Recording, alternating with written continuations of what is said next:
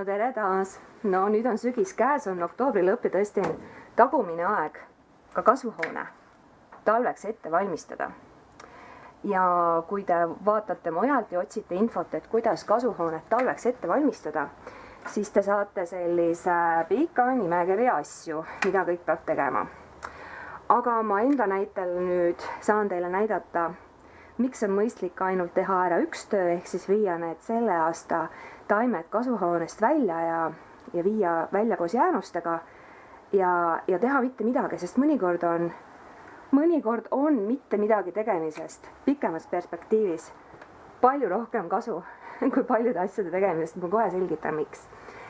Minul nimelt siin sügise poole kuskil septembri lõpust tulid kasvuhoonesse mitmed kahjurid.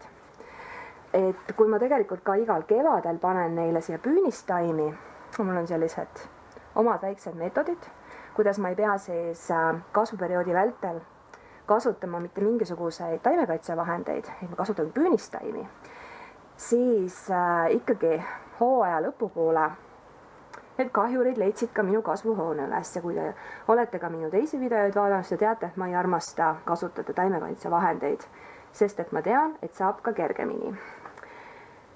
Selle paprika taime võtsid üle siis lehetäid ja ma praegu näen ka, et nad siin ikkagi üsna laisalt veel liigutavad ennast. Lehetäidega on selline lugu, et ega need pontsakad tegelased siin nemad ei talvitu, aga talvituvad nad munadega ja talvituvad siin mulla pinnal.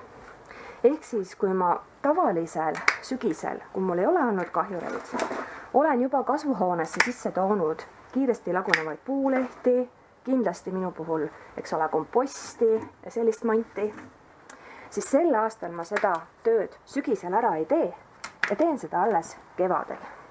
Sest kui ma praegu tooksin neile siin seda lehematerjali ja kõike sellist siia peale, siis ma tegelikult soodustaksin ka nende lehetäide talvitumist, nende munade talvitumist.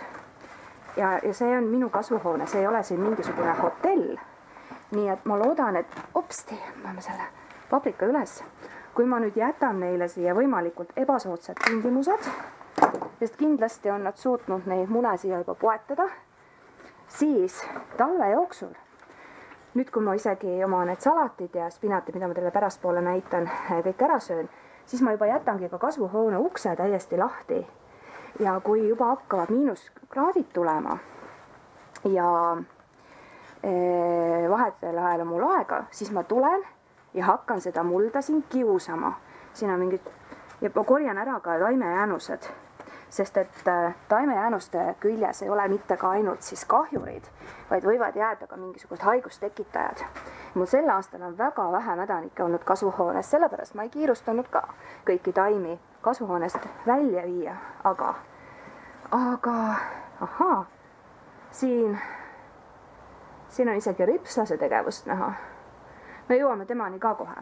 Ühesõnaga, kui nüüd hakkavad miinuskraadid ja ma jätan juba ka kasvuhoone ukse lahti, et kasvuhoone hästi tuulduks, siis kuna te näete ka, et see muld on mul jäetud siin suht kuivaks, mis on väga hea, ja kui ta külmub, siis ma vahepeal tulen ja niimoodi lihtsalt segan seda mulda läbi.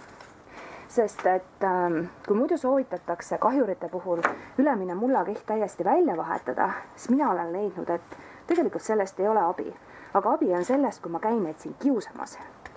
Ja kui ma niimoodi külmumiste vahepeal ja ikkagi sükste juba suuremate pakastega -15 ja külmemaks, tegelikult mitmed talvituvad kahjurid hukkuvad.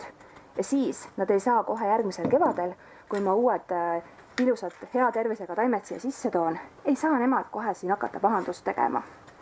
Siin kõrval, kus nüüd praegu vaatab vastu tühjus, mul oli üks kiirreageerimine siin. Mul oli siin mitu füüsali taime ja ma jäingi oma viimasest satsist füüsali viljadest ilma, kuna siin peal elutses kedriklest. Ja temaga on ju selline vigur, et ega ta ei paista ju ise välja. Aga kui hakata niimoodi lähemalt uurima, siis sa näed seda võrku seal. Ja siis seal võrgu sees neid tegutsemas.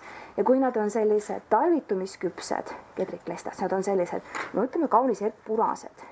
Nii et siin juhul ma pidin kiiresti tegutsema ja need taimed välja viima ja need läksid otse lõkkealusele, et Kedrik Lest on küll selline tegelane, kellest ma ütleks, on kõige keerulisem lahti saada.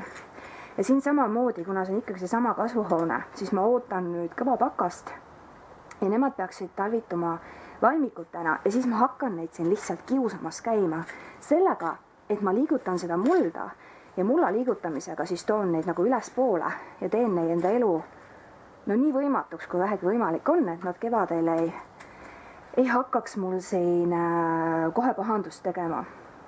Kedrik Lestaga töötab minul iga aastaga selline asi, et kuna ma tean, et ta siin on ja ega ta kuhugi ei kao, ma toon esimesena kasvuhoonesse noored kurgitaimed, mul on üks pakk ühe sordi seemneid, mis mulle eriti ei meeldi, aga neid on väga hea kasutada püünistaimedeks.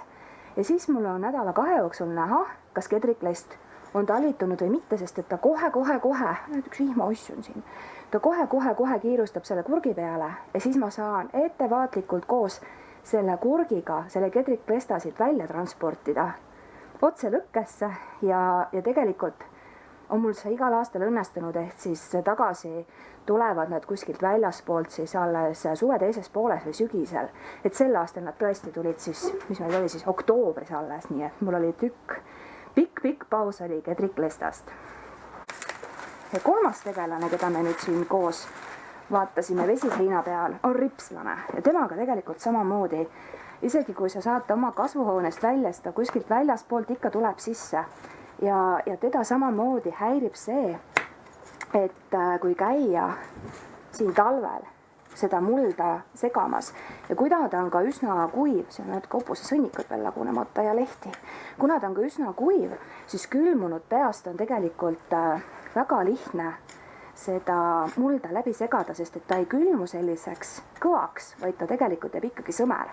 Aga selle liigutamisega ma häirin neid kahjureid ja neil ei ole siis siin mõnus talvituda ja mina saan kevadel puhta pinna pealt jälle alustada oma kasvatamist. Ühesõnaga, sügisel mitte mingit komposti sissetoomist ei ole, mitte mingit lehtede sissetoomist ei ole ja esimest lund ka samuti kasvuhoonesse kohe ei too. See jääb õue, sest nende kolme asjaga, mida tegelikult soovitatakse juba sügisel ära teha, et mulda saaks ette valmistada, võiks jätta täitsa kevadel teha, et lihtsalt selleks, et saada nendest kahjuritest lahti. Sest kui ma toon siia peale komposti, kui ma toon siia peale lehed ja veel hullem, kui ma toon siia peale lume, siis selle kogu materjali all on neil väga tore talvituda. Ja siis neil on ka väga mugav, kui ma kevadel juba toon siia toidutaimed sisse ja nemad saavad hakata maiustama, aga mina tahaksin oma kasvatatud toitu ikkagi ise süüa.